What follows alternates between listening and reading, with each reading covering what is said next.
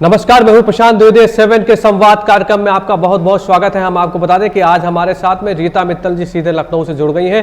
रीता मित्तल जी भारतीय वैश्य महासम्मेलन की महामंत्री हैं और उनसे हम लोग खास बातचीत करेंगे आज। बहुत बहुत स्वागत है मैडम आपका हमारे खास कार्यक्रम संवाद में। धन्यवाद, आपको बहुत बहुत धन्यवाद कि आपने मुझे यहाँ पे एक स्टेज दिया बोलने के लिए। जी बहुत बहुत धन्यवाद जी। मैम, मैं एक बात जानना चाहता हूँ कि अगर आप देखें तो पूरे देश में कोविड-19 एक तरह से फैल रहा है और S7 न्यूज़ चैनल लगातार ये प्रयास कर रहा है कि ज़्यादा से ज़्यादा लोग जागरूक हो और इस बीमारी की अभी कोई वैक्सीन नहीं बनी है तो अभी वो उससे बचाव भी करें। आप एक समाज सेवा के क्षेत्र में भी जुड़ी हैं और आपके पति जो हैं वो IAS भी रह चुके हैं। आपने क्या प्रयास किए इस कोविड-19 को ख़त्म करने के लिए या उसमें लोगों की मदद करने के लिए आपके द्वारा क्या प्रयास किए गए, बताइए हमसे। नहीं, जब से कोविड-19 शुरू हुआ, ये पीरियड शुरू हुआ, तब से लोगों की कोशिश ये करी कि लोगों को किसी तरह से हेल्प प्रदान की जाए। जगह जगह हम लोगों ने जो है खाना बांटा, उसके बाद मास्क बांटे और लोगों को अवेयर, सबसे पहली चीज है मैं अवेयर करती रही लोगों को कि मास्क लगाएं और दूरी के बनाए रखें। लोगों को इस तरह से जा जाके और गाँव में गई जगह जगह जैसे स्लम्स एरिया है और उनमें जा जाके कराए इस तरह से। और कुछ हम लोगों ने जो है अपने फेसबुक के माध्यम से, सोशल मीडिया के माध्यम से भी कुछ पैम्फलेट्स वगैरह इस तरह के निकाले जो हमारे योगी जी ने, प्रधानमंत्री जी ने करे थे। उसी तरह को उनको मैं लोगों को दिखाती रही कि इसमें आप लोग जो उसका वो पालन करें। अगर नहीं करेंगे तो भी जो अपने कोरोना है ये बहुत ज्यादा बढ़ जाएगा कि कोरोना की स्थिति आज बहुत ज्यादा खराब होती जा रही है। और आज की तारीख में भी करीब 14 लाख, 14.5 लाख कोरोना के मरीज हमारे पूरे इंडिया में आ गए हैं। इसमें अभी जो है हम लोगों को जो सोशल डिस्टेंसिंग है इसका पालन बहुत जबरदस्त करना है। इसके लिए लोग बाग नहीं कर पा रहे हैं क्योंकि मैं देखती हूँ, मैं भी जाती हूँ पर देखती हूँ कि जाके दूरी नहीं बना पा रहे हैं लोग बाग। अभी कल ही का एक किस्सा है, कल एक जा रहे थे कि एयरपोर्ट में वहां पे जो है सोशल डिस्टेंसिंग बिल्कुल नहीं थी क्योंकि लोग वहाँ एक दूसरे टक्कर खा रहे थे। तब की जो मेरे एक साथ में थे उन्होंने कहा कि आप जो है, वहाँ जो पुलिस वाले थे और जो लोग थे उनसे कहा गया तो बोले हम क्या करें, यहाँ के लोग मानते ही नहीं है, वो लोग एक दूसरे से लगे रहते हैं। क्योंकि अगर हम लोग सोशल डिस्टेंसिंग नहीं रखेंगे और जो चीजें हैं उसका पालन नहीं करेंगे तो ये केसेस बढ़ जाएंगे। चाहे हमारी सरकार इसमें कितना ही कदम उठाए पर हम लोगों को स्वयं से जागरूक होना पड़ेगा क्योंकि जागरूकता बहुत जरूरी है। इसके लिए और भी कई चीजें करी, जैसे लोगों को बताया कि काढ़ा बनाकर पिए और जो भी सामान घर पे आए उसको पहले रखे रहे, 24 घंटे रखे रहे, उसके बाद उसको पूरी तरह से वो सैनिटाइज करें, ये सब चीज करें। और जगह जगह जो बच्चे हैं उनको कुछ थोड़ा सा इस तरह की, या महिलाओं को भी कुछ मेंटल उस पे कि आप जो है इससे लेके परेशान ना हो क्योंकि अगर आप नेगेटिव सोचेंगे तो ये बीमारी जो कोरोना की आपको जल्दी इफेक्ट करेगी। आप जो है अपनी सोच को पॉजिटिव रखें और ये सोचे कि ठीक है जो हुआ है पर हमको उसको दूर भगाने के लिए अपने को स्वस्थ रखना है। अगर हम लोग स्वस्थ रखेंगे तभी हमारा परिवार भी स्वस्थ रहेगा, परिवार स्वस्थ रहेगा तो हमारा शहर, हमारा देश सब स्वस्थ होगा और बीमारी इतनी जल्दी नहीं आगे बढ़ पाएगी। तो इसके लिए ये सब कार्य मैं कर रही हूँ, जगह जगह जा करके लोगों के बीच में। अभी PPE किट हम बांट के आए, मेडिकल कॉलेज में दिए, वहाँ मास्क बांटे। इसके अलावा जो भी जरूरतमंद होता है उसको भी हम ये सामान देते हैं। और कुछ गरीब जैसे स्लम्स एरिया में जाते हैं तो वहां भी ये चीज बांटते हैं और कुछ उन लोगों को ट्रेनिंग भी दे रहे हैं, देख के उनसे सिलाई करवा रहे हैं और फ्री में वो चीज बांटी जा रही है क्योंकि उनसे उनको थोड़ा रोजगार भी मिलता है। उनको कुछ हम लोग करते हैं पेमेंट, कुछ हमारी भी संस्थाएं हैं जिनके साथ साथ हम मिलके काम कर रहे हैं। उसके साथ में ये भी सब रहता है कि उनको ये सिखा दे, राशन पानी भी हम लोग वितरित कर रहे हैं और जिस तरह से भी हो सकता है। और जो PM फंड में भी हम लोगों ने काफी पैसा उसमें दिलवाया, काफी सामान हमने अपने रोटरी के माध्यम से भी दिलवाया क्योंकि मैं रोटरी क्लब की भी करीब 96 से मेंबर हूँ, बहुत पुरानी रोटरी हूँ, उसके माध्यम से। इसके अलावा जो आज कोविड में जो हम लोगों के ये जो आपके जो प्रवासी मजदूर वापस आए हैं तो उनके लिए भी हम बहुत वो कर रहे हैं क्योंकि मैं लघु उद्योग भारती से भी जुड़ी हूँ तो उसमें हम लोग के पास करीब 2.5 लाख का हम लोगों ने MOU साइन माननीय मुख्यमंत्री जी से किया है कि हम लोग उसको समायोजित विभिन्न फैक्ट्रियों में, विभिन्न उद्योगों में समायोजित करवाएंगे। तो उसके लिए हम लोग काफी प्रयासरत हैं, लोगों के पास वो डेटा भेज रहे हैं, लिंक भेज रहे हैं जिसमें लोग बाग अपनी जरूरत भेज रहे हैं और उस लिंक के माध्यम से हम लोग उसको समायोजित करवा रहे हैं। चलिए, अच्छा, बिल्कुल सही बात है। देखिए कि जिस तरह से कोविड-19 और लॉकडाउन शुरू हुआ उसको देखते अगर देखा जाए तो एक बेरोजगारी बहुत बड़ा मुद्दा है। बहुत सारे प्रवासी मजदूर वापस आते हैं अपने अपने घरों में। अपनी जीविका को चलाने के लिए मैम सबसे ज़्यादा आवश्यक है कि उनको कुछ ना कुछ तो धन अर्जित करना ही पड़ेगा, नहीं तो कैसे जी पाएंगे वो। अगर आप ये प्रयास कर रही हैं तो किन किन क्षेत्रों में इस प्रयास को कर रही हैं आप, क्योंकि आपने बताया कि लघु उद्योग के अंतर्गत आप जो है कई लोगों को फायदा दिलाने की बात कर रही हैं, प्रवासी मजदूरों को। इसको थोड़ा विस्तार से बताइए कि प्लानिंग क्या है और क्या प्रयास किए जा रहे हैं इस पर। इसका प्रयास हम लोग इस तरह से कर रहे हैं कि हम लोगों ने एक फॉर्म बनाया है और इसके अलावा हम लोगों ने गवर्नमेंट से पूरी लिस्ट ली है। जो भी प्रवासी लोग बाहर से आए उसमें ये नहीं कि खाली मजदूर ही हैं, उसमें हर तरह के लोग हैं, टीचर्स भी हैं, कंप्यूटर मास्टर भी हैं, टेलर्स भी हैं, दिहाड़ी मजदूर भी हैं, आपके अर्ध वर्किंग वाले भी हैं, कुछ होटल्स में काम करने वाले हैं, कुछ ज्वेलरी में काम करने वाले हैं। तो वो लिस्ट हम लोगों के पास आ गई है और इस समय मैं अवध प्रांत की लघु उद्योग भारती की महासचिव भी हूँ, तो मेरे उसमें 15 जिले आते हैं। तो हर जिलों में हम लोग लगातार मीटिंग्स भी कर रहे हैं, इवन वर्चुअल मीटिंग्स कर रहे हैं, क्योंकि किसी को हम बुला नहीं सकते, वर्चुअल मीटिंग कर रहे हैं और ग्रुप बना बना के उसमें अपना पूरा डेटा भेज रहे हैं और लोग बाग उस फॉर्म को जगह जगह अपने उससे व्हाट्सएप के जरिए जैसे भी किससे हो सकता है हर एक को भेज रहे हैं। ये जरूरी नहीं कि वो लघु उद्योग भारती का मेंबर ही हो, हर आदमी जो भी उद्यमी है उसके पास जाता है और लोग बाग उसमें से देखते हैं, डेटा देखते हैं, उसके बाद वो भर के लिंक भेजते हैं, वो हमारे हेड ऑफिस में आ जाता है और हम लोग उनको पूरी लिस्ट भेज रहे हैं। अभी भी करीब 12 बंकी में अभी एक नंदू को नौकरी मिली गई थी, तो उसमें भी माननीय मुख्यमंत्री जी ने, वो भी लघु उद्योग भारती का हमारा प्रयास था, उससे मुख्यमंत्री जी ने उसको बुलाया था और नंदू से बातचीत भी करी थी वर्चुअल उसमें। तो इस तरह से हमारा प्रयास ये है कि हम लोग जो एक हमारे प्रधानमंत्री और हमारे सीएम का जो भी एक सपना है कि कोई भी मजदूर जो प्रवासी आ रहा है वो मजदूर नहीं है, अगर उसको काम नहीं मिलेगा तो उसका परिवार कैसे चलेगा। तो इसलिए हम सबका ये कर्तव्य बनता है कि मानवता के नाते कि उनको नौकरी दिलवाने में हम लोग सब लोग प्रयासरत रहे। हम लोग के साथ साथ हम तो चाहते हैं कि हमारे साथ जो भी लोग जुड़े हैं वो सब लोग प्रयासरत रहे और जो भी हेल्प हम लोगों से हो रही है वो हम लोग कर रहे हैं। बहुत बढ़िया। अच्छा, मैं एक बात ये भी समझना चाहता हूँ, देखिए बेरोजगारी भी एक मुद्दा है और भूख भी बहुत बड़ा मुद्दा है। बहुत सारे लोग लिखते भी हैं, कहते भी हैं कि बीमारी तो जो चल रही है, सही बात, उसमें संघर्ष कहीं ना कहीं चल रहा है, वैक्सीन नहीं बनी तो लोग परेशान तो हैं मैम, लेकिन भूख एक बहुत बड़ा मुद्दा है कि आदमी भूखा कैसे रह सकता, मतलब कैसे काम कर सकता है।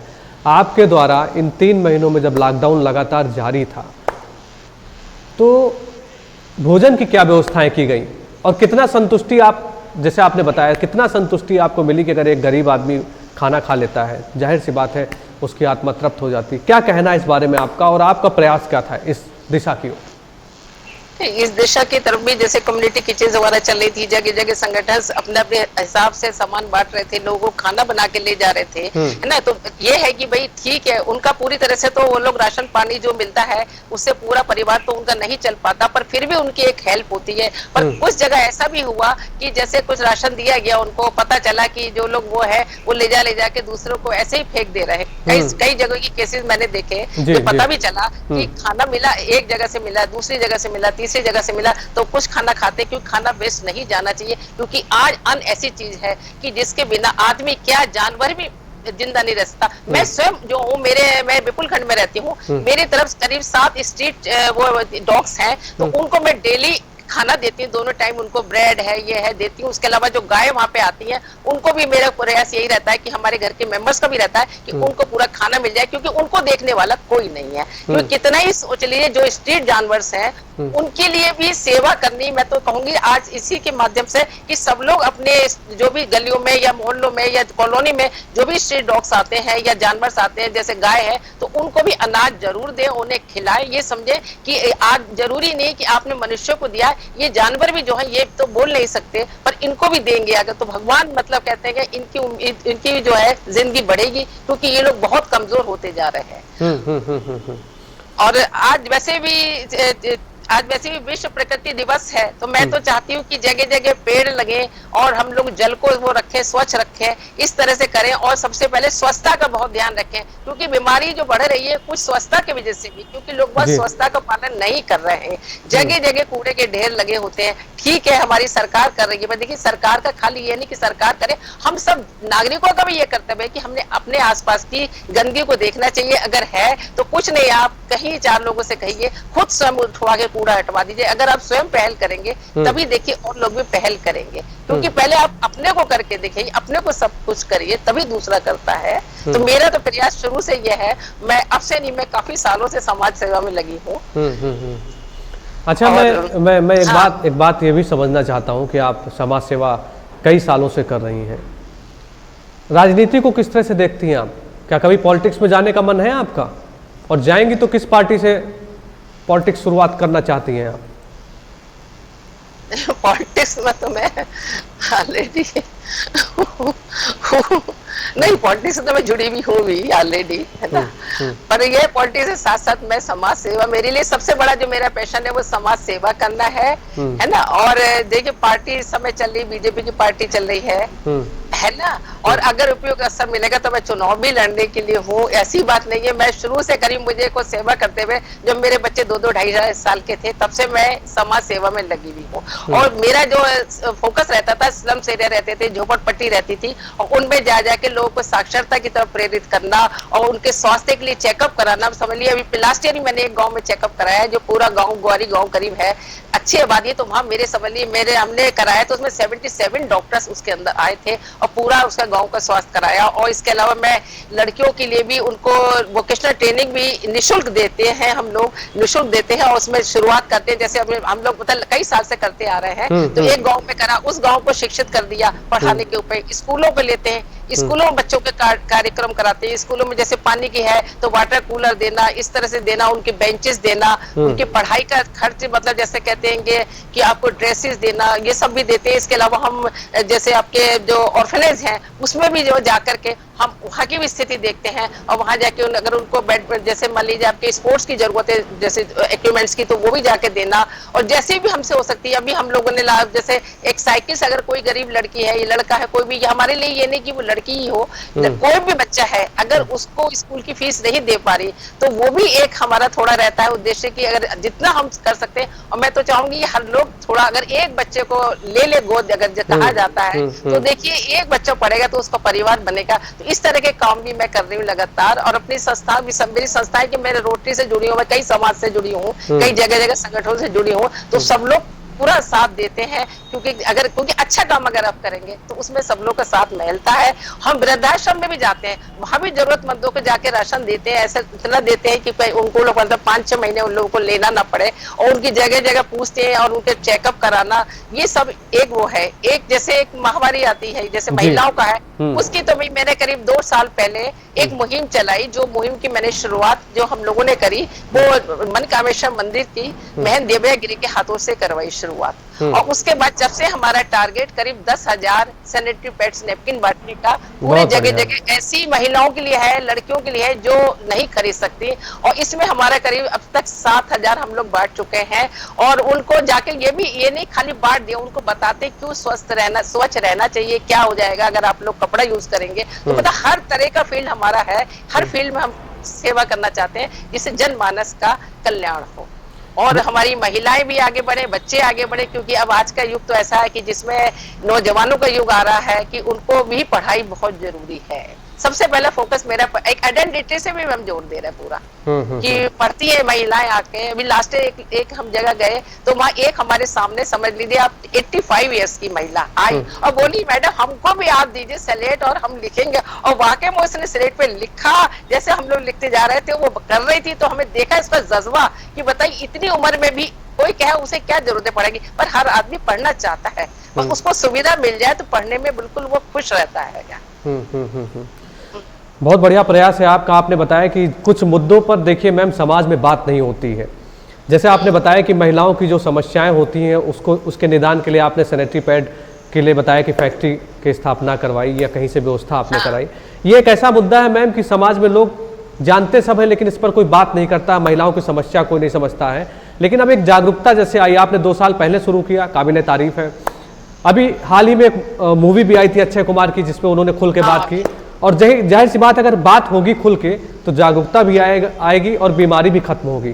तो आपका ये जो प्रयास था वाकई में बहुत सराहनीय है। 7 न्यूज़ चैनल आपको सलाम करता है, आपके इस हौसले को बहुत सलाम करता है और आपको बधाई देता है कि आप जिस क्षेत्र में चल रही हैं, काम कर रही हैं, आप इस पर करते रहिए।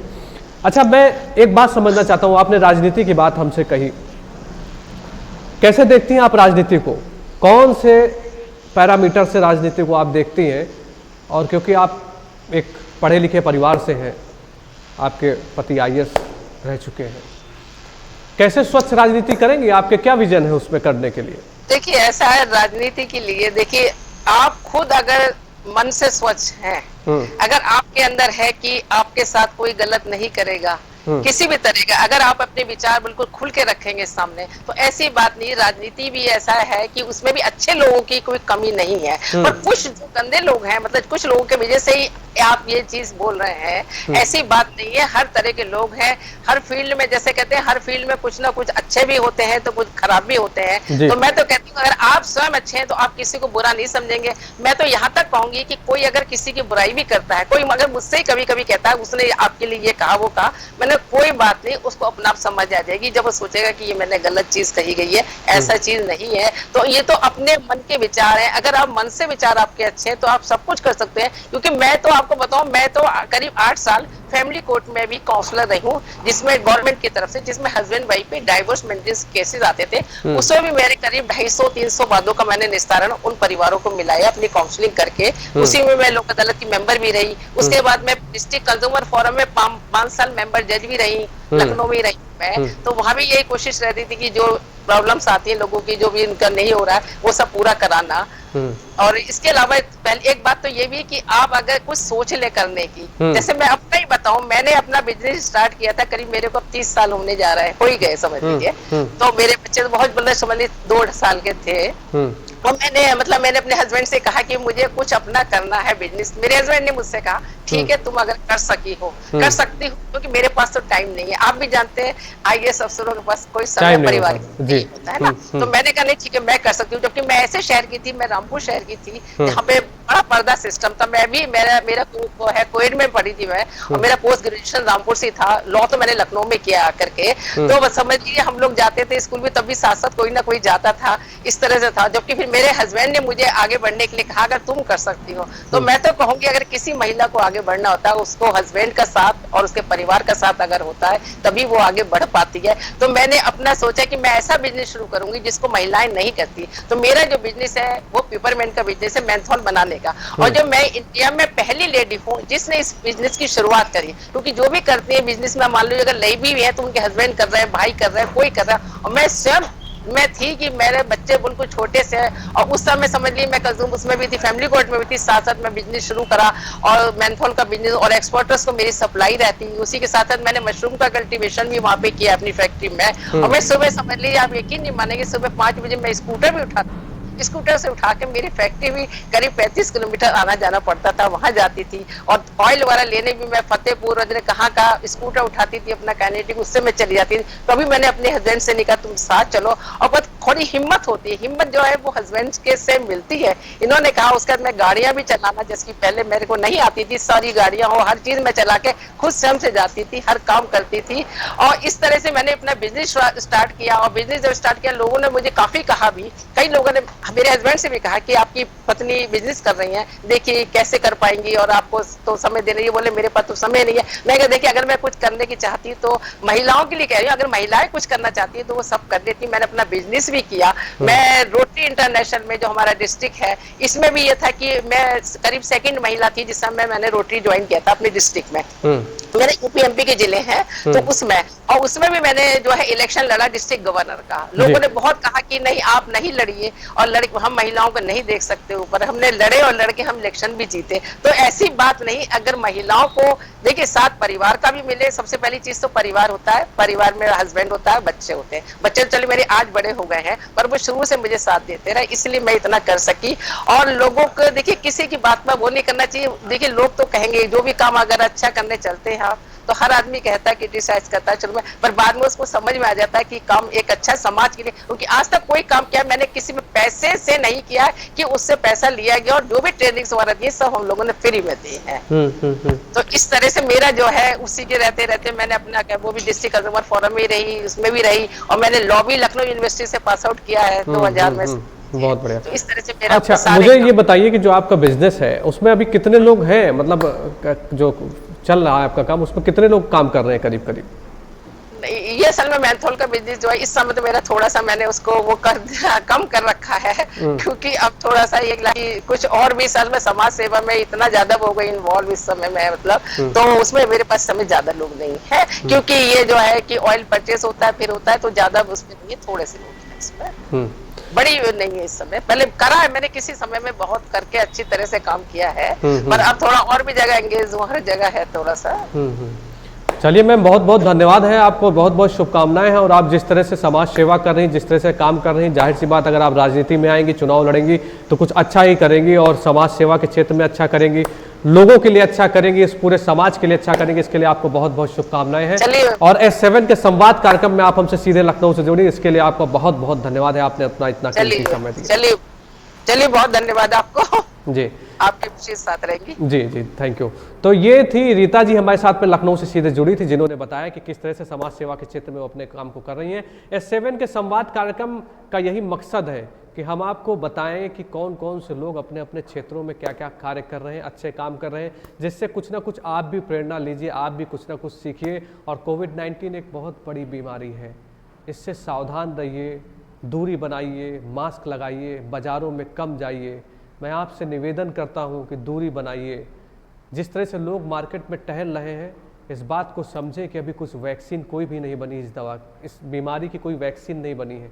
सावधान रहिए, सतर्क रहिए, अपने परिवार वालों के साथ में रहिए, दूरी बनाइए और भारत सरकार उत्तर प्रदेश की गाइडलाइन का पालन करिए। संवाद में फिर होगी आपसे शाम को 6 बजे मुलाकात। नमस्कार।